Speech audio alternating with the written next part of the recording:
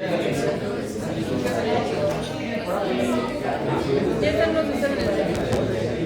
chicos, continuamos.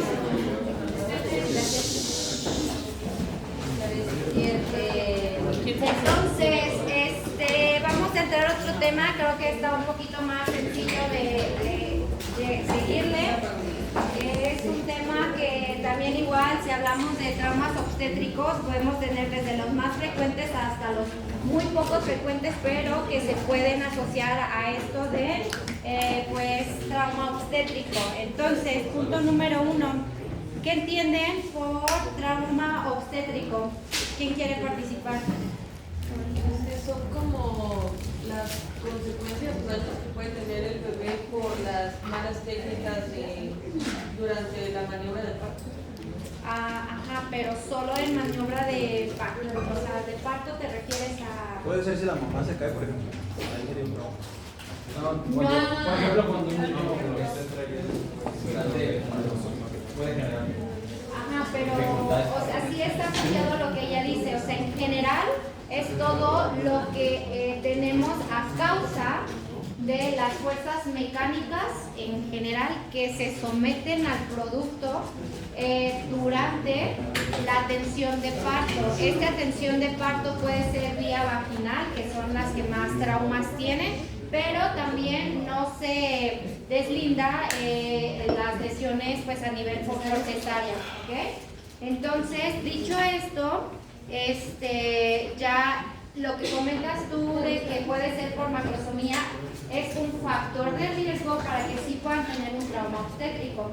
Cabe mencionar que no todo trauma obstétrico es por una mala praxis del médico que lo está atendiendo, sino que hay múltiples factores por los cuales se pueden asociar. Normalmente son muchos factores lo que ocasiona que el niño termine con estas lesiones. Otras son que no tienen que ver tanto con la atención de quien lo atendió, pero sí a lo mejor son esperadas de lo que se utiliza para atender el parto. Por ejemplo, los forceps como tal, aunque tengas muchísimo cuidado, tienes un alto riesgo de que, porque son duros, son metálicos, y esto al momento de introducirlos, aunque cuides muchos de estos aspectos, pueden lesionar al bebé. Pueden lesionarlo desde algo muy ligero como lesiones en piel hasta algo un poquito más grave como inclusive fracturas o lesiones en nervios o plexos, ¿ok? Entonces todo va asociado a eso principalmente. Creo que no sé. Ok, dicho esto, Trujillo, ¿me puedes leer lo que dice la plantilla, por favor? Patología neonatal asociada al proceso de parto. Las fuerzas mecánicas que actúan sobre el feto durante el proceso de parto, especialmente de compresión y tracción, pueden causar al recién nacido muy diversas lesiones. Ok, entonces, ¿cuáles son esas lesiones? En general lo vamos a sintetizar en 3 grupos principales, ¿ok? Aquellas que son causadas vamos a hablar un poquito de los factores de riesgo causados o asociados a los maternos.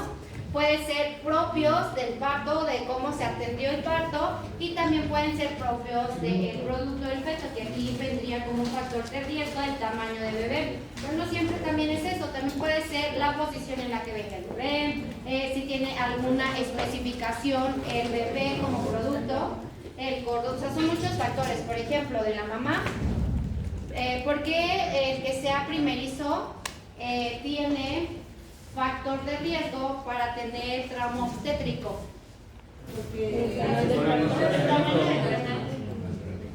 Pues no es que a los que tienen más de 2, 3 hijos también tengan un canal súper fácil de pasar, ¿verdad? De hecho, la experiencia de la mamá durante el proceso del parto. Más que nada es porque es un proceso de elongar ligamentos y todo este proceso. Primero es porque la mamá también a veces es poco conocedora del proceso y a veces no tiene como esta adquisición de estrategias para que tenga un mejor parto, las posiciones que utiliza, las contracciones son poco eficaces, también los ligamentos, en efecto, como es la primera vez que se ponen a estas hormonas y este tipo de estiramiento, tardan un poquito más en responder. El canal de parto sí es estrecho, pero no por ese motivo de que, bueno, las que ya han tenido, sino que responden más lentamente a este proceso de dilatación, ¿va? Es decir, los periodos hablando de vaginales, tienen un periodo más prolongado de trabajo de parto, por lo cual los niños están por tiempos más prolongados a estas contracciones constantes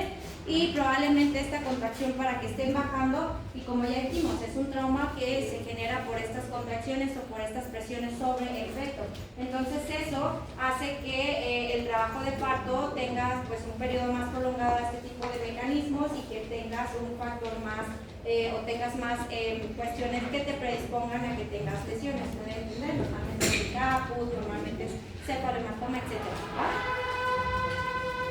En cuestiones de partos, bueno, y esto de la que sea primigesta va asociada mucho a los partos prolongados, ¿ok?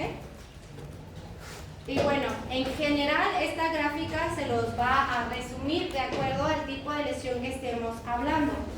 Te los resumen en todas las lesiones que pudieses asociar a nivel de cabeza y cuello con un trauma obstétrico, lesiones nerviosas, lesiones óseas, lesiones intraabdominales y lesiones de tejido grande. En general, el niño puede tener lesiones a cualquier nivel de toda su economía, o sea, en cualquier nivel él puede tener alguna lesión. Claro, son más frecuentes unas que otras. Entonces, ¿cuál sería, por lo que ustedes han visto, han leído o han escuchado, la lesión más frecuente que bebé tiene? Oye, pero también hay una maniobra, ¿no? Donde entonces, ¿ustedes consideran que lo más frecuente serían fracturas? Sí. Lo más frecuente, alto, no es como tal el hematoma, pero son las lesiones en cabeza. El caput es súper frecuente que salgan con su chichón. No sé si lo han visto a niños que salen con su producto y tengan un aumento de volumen a nivel de cabeza. Es súper común y es lo más frecuente. De todas las lesiones, la más frecuente va a ser el caput, ¿va?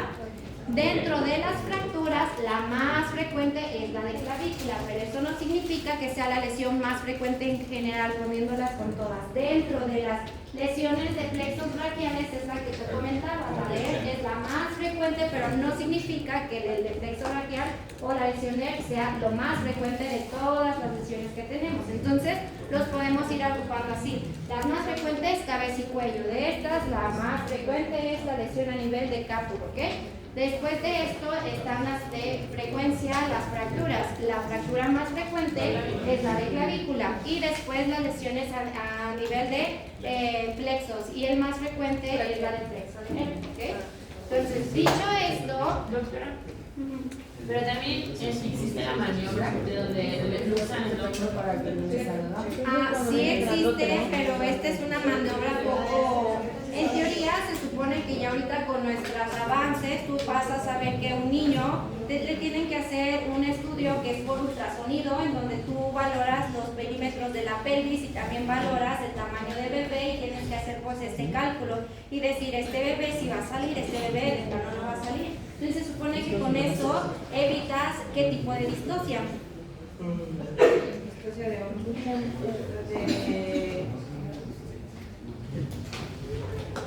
Bueno, tenemos varios, esto es de Kine, pues, pero en general tú lo que vas a ver es de que, ¿cómo se llama cuando hay una... No, o sea, ¿cómo se llama esto que la desproporción cefalopélvica? O sea, eso ustedes lo miden, ¿no? Hacen las dimensiones de la pelvis, dimensiones de cabecita y ven si no cuadra, pues va a haber una desproporción cefalopélvica. O sea, el niño está más grande como para que quepa y salga por el conducto y necesitan decir, pues el tratamiento va a ser vía cesárea, ¿no? Pero si no lo hacen justo tienes esto, tienes un niño grande para el canal de parto y justo cuando ya estás ahí, pues hay maniobras de rescate, no son maniobras como que, sí, que aunque esté grande sale pues luceándolo, pero sale, no. Entonces son maniobras que pues inclusive ni siquiera se comenta porque no son maniobras como que se vea en o sea, se pudo haber prevenido ese tipo de situaciones, ¿ok? Entonces, seguimos. En caso de necesitarlas, ¿es mejor usar las maniobras o mejor convertirlas a cesárea? Depende, porque cuando el niño ya está atorado, o sea, ya no va a poder ni salir ni entrar, entonces tienes que ver la forma en la que el bebé no tenga sufrimiento fetal y sea lo más óptimo para él es o hacer las maniobras, porque inclusive se fractura clavícula a veces, para que pueda salir bebé cuando ya no se puede regresar. Entonces tienen que valorar qué es lo que se puede hacer. En general a veces hacen la cirugía, hacen maniobras para que se vuelva a meter bebé y pues lo puedan sacar, pero cuando el bebé salió con mucha dificultad va a ser muy difícil que lo vuelvas a regresar, no tiene caso que le hagas una cirugía abdominal y el bebé va a terminar saliendo por vía vaginal.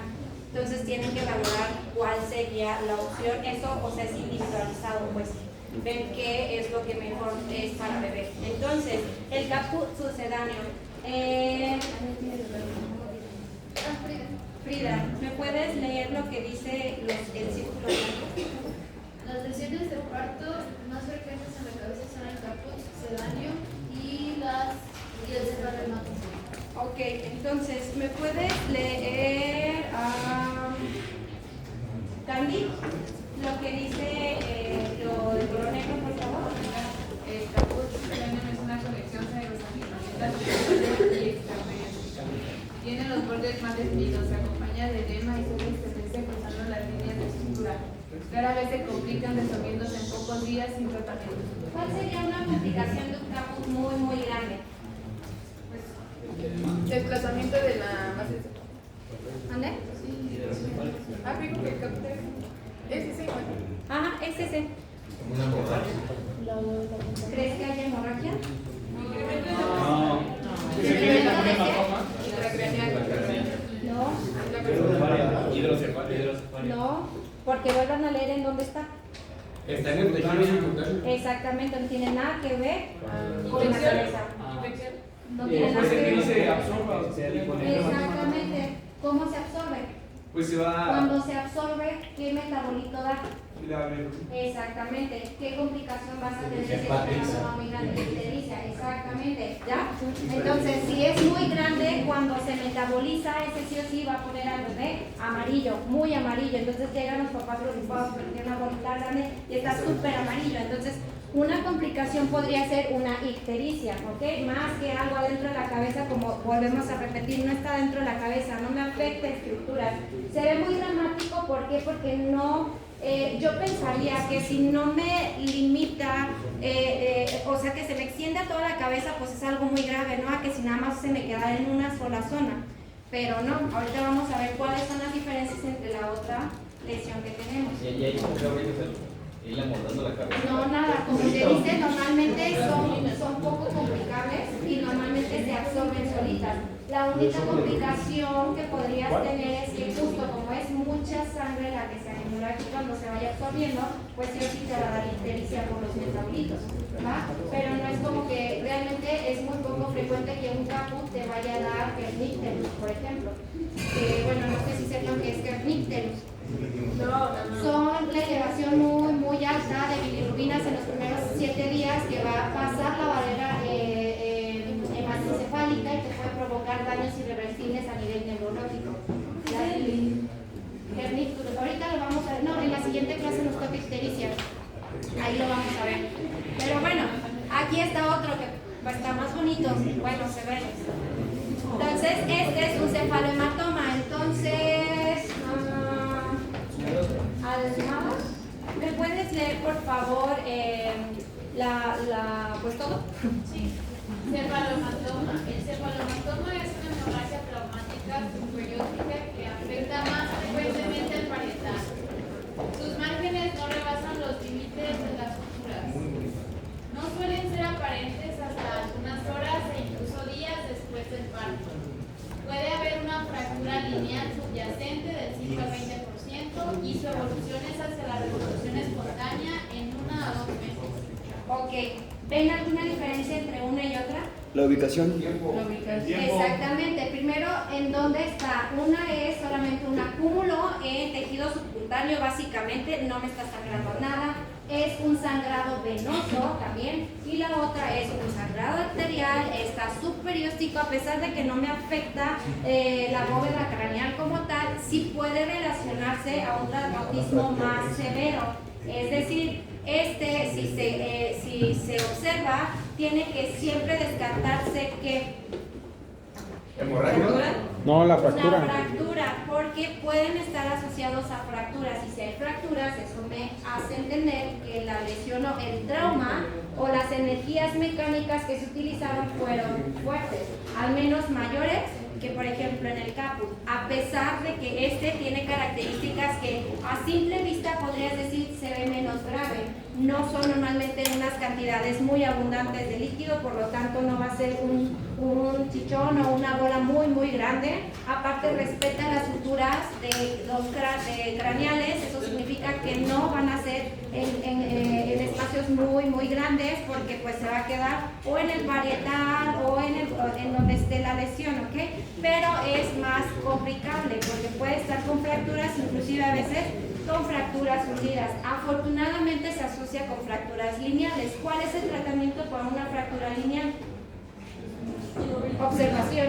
No hay que hacer nada porque no está hundida, y si no tiene datos neurológicos ni nada, solamente observación. Pero si es una fractura hundida, ¿a qué se asocian las fracturas hundidas?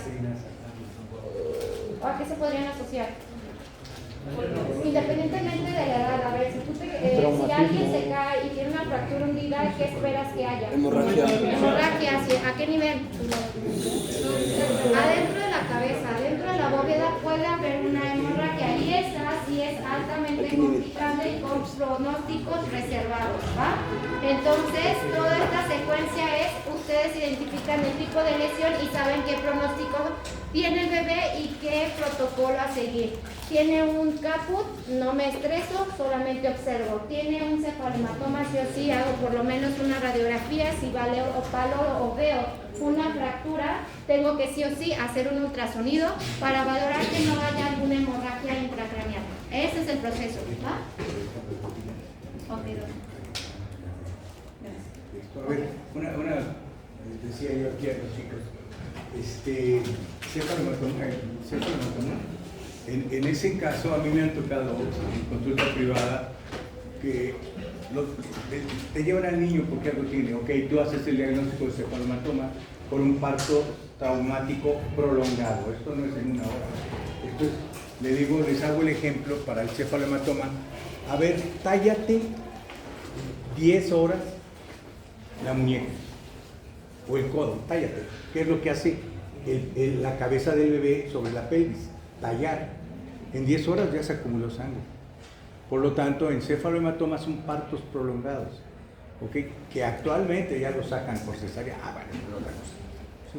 Pero en este caso, por ejemplo, le decía yo ahí a este amigo que cuando ya la mamá se lo lleva, yo he tenido 2 casos que regresan al hospital a demandar al hospital, porque mi hijo no nació así. Se presenta, tiempo de evolución puede ser 15 días después. Entonces alguna vecina o alguien le dice, le hicieron algo. Y van y demandan al hospital. Claro, un buen médico la bloquea, ¿no? Luego. Pero uno que no, diga, caray, esa es una. Y 2, como tiene esto, recuerden que el hijo de uno es el mejor hijo que hay en el mundo. El más guapo o guapa, ¿no? El más hermoso que puede haber. Y de pronto, el más hermoso, la mamá lo quiere presumir y lo lleva al súper a comprar cualquier cosa con la cabeza descubierta. ¿Qué le van a decir? ¿Qué le pasó? ¿Qué le pasó por andar votando por la 4T o qué? Y entonces hay una depresión en la mamá, a menos que se le explique, pero aún así la mamita no lo va a querer bautizar luego, etcétera, etcétera. ¿Qué les hacen? Siempre andan de gorrito. ¿Ok? Bueno. Así que, ¿cómo van a diagnosticar a un niño que tiene? O trae gorra de la naval o algo así. Última cosa. en serio, les dije que les íbamos a dar el mejor curso, pero el mejor curso le lleva horas. Y ahora nos la recortan porque tienen que ir al baño y después del baño y todo lo que hacen después. Entonces, por favor, muchachos, depende de ustedes que regresen lo más rápido.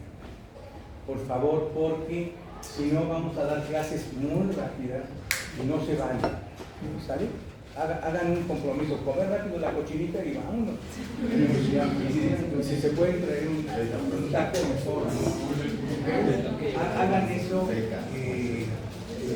porque sí, los temas son tan bonitos como estas fotos y todo que tiene cada uno, pero no en 20 minutos porque nada más nos queda eso. ¿Sale? Yo los leo el próximo. Ok, chicos, entonces, sí. Entonces, por ejemplo, en la parte que ya se en cuanto nace el bebé, ya la mamá se va de alta, es normal, se llega a presentar, que llega a aparecer entre horas y días un caput y No, el caput casi siempre es inmediatamente después del parto, o sea, ya le entregan al bebé con su chichón. Y el caput, sí, es verdad, como dice el doctor, puede que sean horas después o incluso días. Es muy poco probable que sean después de días, pero pues se puede presentar. Les podrías decir que vengan, o sea, no a todos, primero, no a todos los recién nacidos que no tienen factores para que les salga un cefalohematoma en unos días después, les vas a dar todo esto, ¿no? Porque va a decir, a mí quiero que era normal que les saliera una bola en la cabeza y ni siquiera tuvo ningún factor para que un parto prolongado ni nada, entonces eso no esperado. Se lo podrías comentar a un paciente que tuvo estas características de parto prolongado o algún trauma obstétrico extra y que solamente como comentario, si usted ve alguna alteración en cabeza, ojitos, piel, no acudir a urgencias. Y es lo único que dices a todos los bebés. Tú, si no ves que algo va mal con tu bebé, tú tienes urgencias. O sea, no como tal especificar eso de que si te sale un en la cabeza, no, pero sí decir, si tienes una alteración en cabeza, cuello, ojos, acudir. Si ves que tu bebé no se mueve adecuadamente o ves alguna normalidad de movimiento, sueño, cabecita, lo ves muy irritable todo el tiempo, acude a urgencias. Nada más, ¿va? Entonces esta tablita está súper padre porque ya te va a diferenciar, por ejemplo, en general, cómo se define cada uno de estos aspectos que hablamos, normalmente cuando inician, si respetan o no suturas craneales obviamente, la resolución que tiene y pues si está o no lastimada la piel que está dentro o el cuero cabelludo, etc. Como dice el doctor, normalmente la piel siempre va a estar afectada en el caput porque esté dematizada, ¿no? Entonces la vas a ver rojita, la vas a ver sensible, la vas a ver inclusive hasta con una coloración roja y con temperaturas un poquito más elevadas porque pues están inflamadas, ¿va? Entonces, esta es otra imagen en donde también les ponen el ejemplo de qué es lo que pasa entre el cefalohematoma y el caput. Está más bonita esta de acá. Entonces, ¿está más bonita esta? Sí, porque aquí les divido la piel, todo esto que cuestiones, ni se ven las letras. Entonces, vean, aquí lo que vemos es que estas franjas gruesas es el cráneo.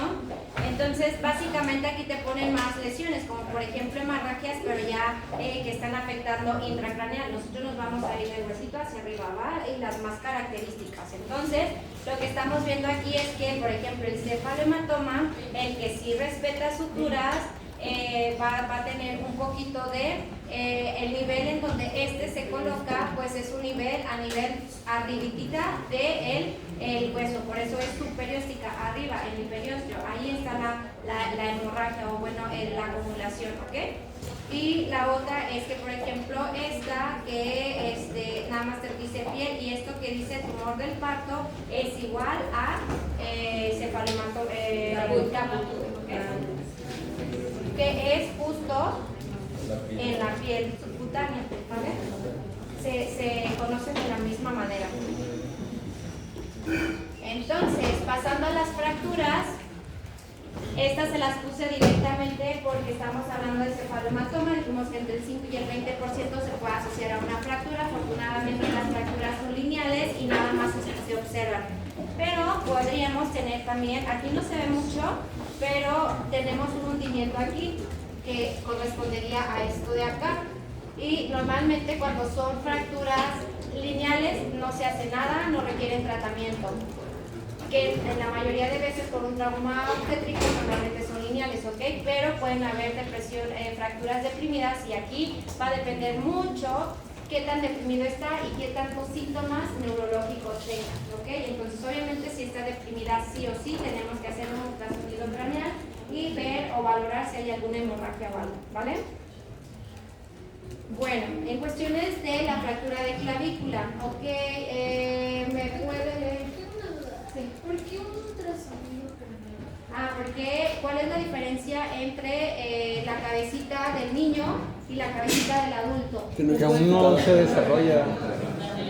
Las fontanelas, exactamente, las fontanelas. Entonces tienen un espacio que solamente tienen telitas y el ultrasonido no radia, te alcanza a ver las estructuras internas y son procesos no invasivos. Entonces, con el ultrasonido, por esas ventanas tú puedes observar toda la masa encefálica y si existiera alguna hemorragia.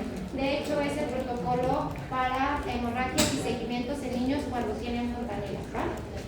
Por eso es que se hacen ultrasonidos, más que resonancia magnética o otra cuestión. ¿Y ultrasonidos se hacen los dos en caput y en el... No, en caput no se hace nada. En caput no se hace nada porque, vuelvo a repetir, se reabsorbe, es el tejido subcutáneo, es algo que no está relacionado con ninguna fractura ni nada. El cefalohematoma, solo si está asociado con fracturas lineales, se puede hacer un ultrasonido. Y si no, a valoración nada más, ¿va? Que les quede así clarito. Entonces, la fractura de clavícula, entonces, Ali, ¿te puedes leer por fin acá? Si lesión no sea más frecuente, se produce por cortar el paso por el canal de parto, diámetro micromolar, desplazada y no desplazada, clínica, deformación y crepitación. Ok. En conclusión, es la más frecuente y se da porque el bebé no cabe por el trabajo de parto, por el canal de parto y normalmente pues está asociada por esta vía. Casi la mayoría de las lesiones obstétricas que vamos a platicar son por vía vaginal, ¿vale? Doctora, ¿no también se puede encontrar como el signo el de la tecla en esto? En los niños que creen que no es muy visible, los niños primero tienen un umbral alto al dolor, entonces pueden estar irritables pero no sabes por qué. Los niños normalmente a veces incluso se pueden mover, incluso se han ido niños de altas con fracturas de clavícula y no han sido detectadas por esta situación. Entonces en los niños no es igual, bueno, en niños más grandes ya un poquito más de 5, 6, 7 años pues sí se les puede hacer el signo, pero en recién nacidos eso no te daría el signo que tú quieres. Probablemente a veces lo único que tú ves es que no se mueve armónicamente y eso te va a hablar de dos cosas, o hay una lesión braquial o hay una lesión hueso como fractura, ¿ok? Entonces tienes que descartarlo y más si tiene antecedentes de que fue un parto prolongado o fue un parto un poco distóxico, ¿va?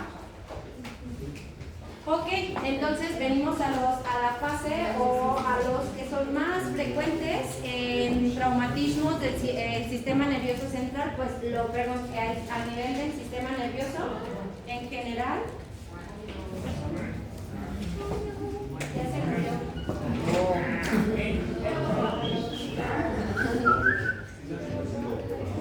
Ya se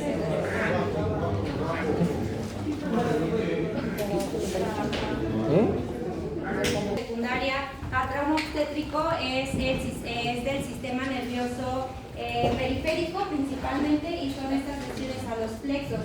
De todas las lesiones de los plexos, la más común es la parálisis de Ehrlich, que en general lo que te dice que hay una lesión a nivel de C5 y de C6, ¿va?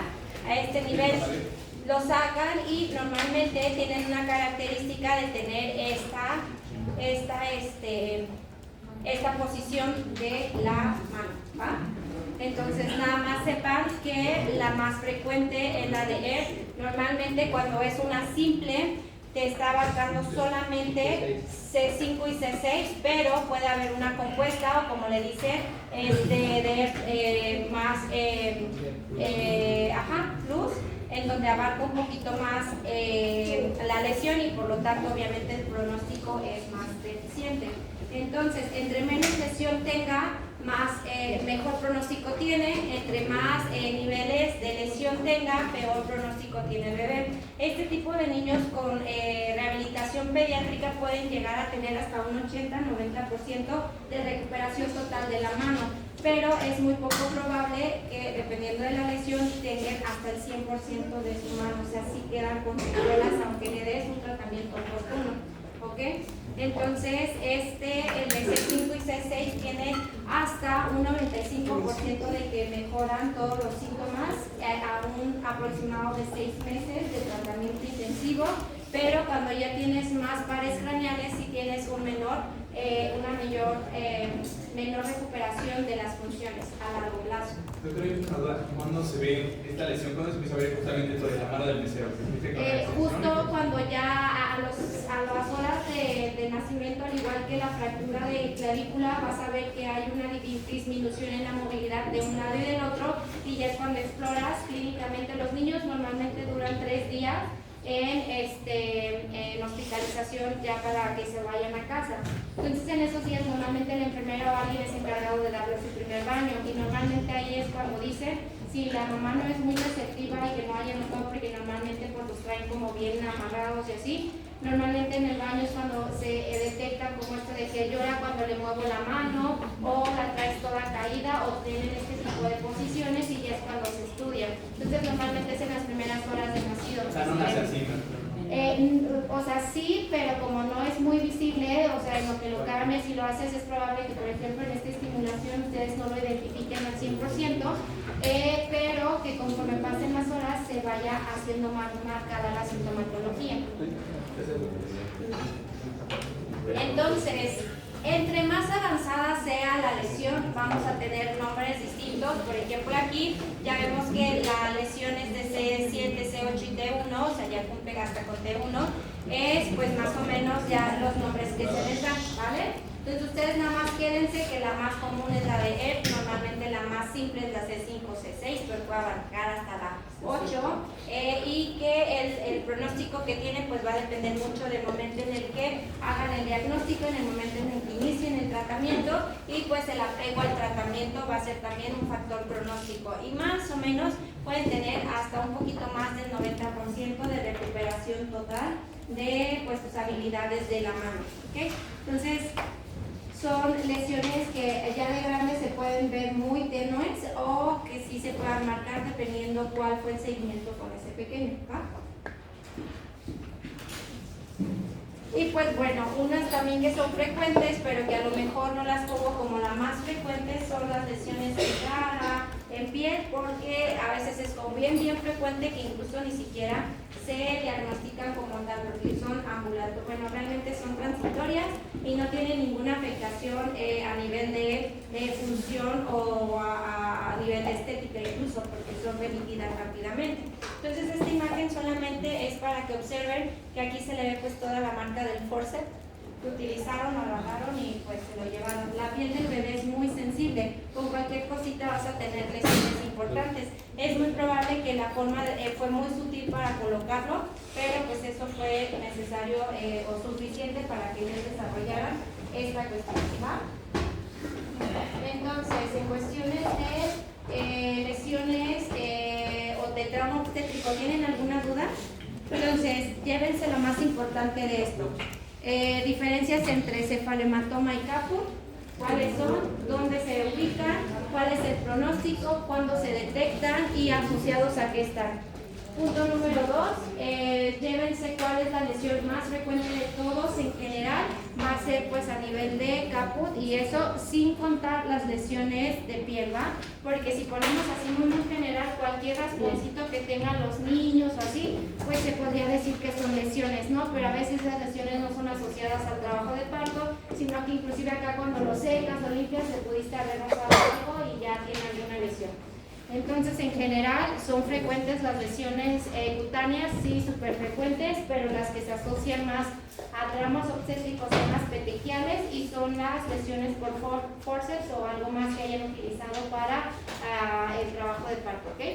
En cuestiones de las parálisis braquiales, llévense que dependiendo de el número de raíces que estén afectadas y también el nivel, van a tener un nombre específico y una característica específica. La más común es la simple, C5, C6 y que se llama parálisis de ERT, ¿okay? Que tiene un pronóstico favorable siempre y cuando se detecte a tiempo, tenga un tratamiento oportuno y un apego adecuado a esto, ¿va?